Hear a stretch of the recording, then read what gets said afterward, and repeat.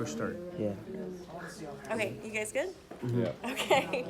All right, so I like to start with the clavicle. So underneath the clavicle is the subclavius, subclavius. Then we have the pex minor. We have the latissimus dorsi. These are the cuts. And then you can actually see the teres major right here.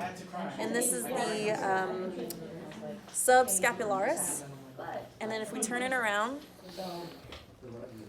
if that's the subscapularis, this is the supraspinatus, infraspinatus, because it's below the spine, and this is above it. You can see teres minor, teres major, and I like to think first you're minor, then you're major. You have your triceps, medial, long, lateral heads. And then here you can actually see the enconius. So we're back in the front. So this is the biceps brachii. Underneath it is the no, this is just brachialis. Yeah, brachialis. And then here, if we go down further, this is the brachial radialis. It's going to the radius. So I always like to start with the flexors right here, and I learn them in threes. So you have the palmaris longus, and it's going all the way down to the palm. You have the flexor carpi radialis right next to it, and then the pronator teres. So that's a good group of three to remember. Palmaris longus, flexor carpi radialis, pronator teres. Hanging out to the side is the flexor carpi ulnaris, and you see it's going down to the ulna. And remember, everything on this side is a flexor, and almost all of them are origins are the medial epicondyle, almost all of them. So if we go underneath, we have the flexor digitorum superficialis right here. That's the cut, and it's underneath this one, so it should be here. So it goes flexor digitorum superficialis, flexor digitorum profundus. It's superficial, so it sits on top of the profundus. So again, on the model, flexor digitorum superficialis, the profundus, right on the base. So I like to learn things in threes.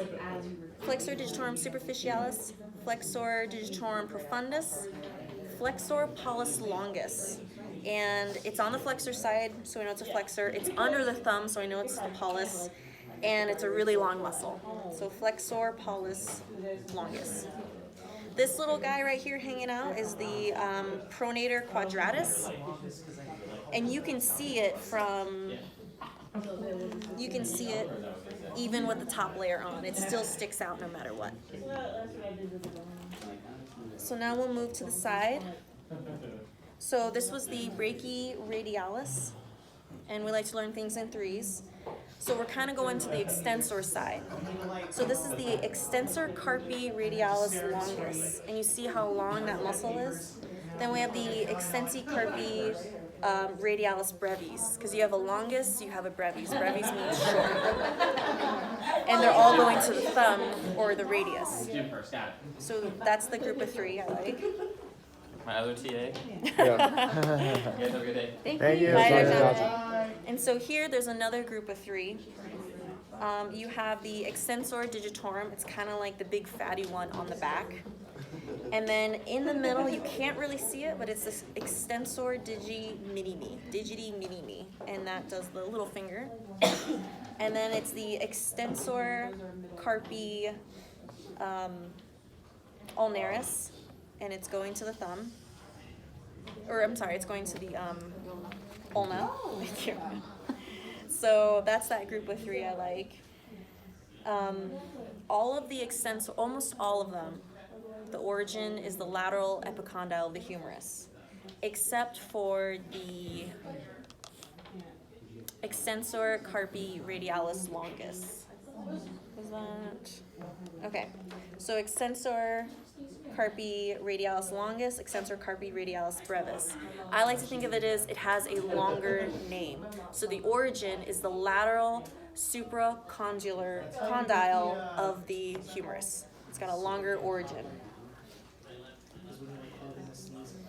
And then underneath these extensors, you have the supinator. It's this big fatty one, so that's nice and easy.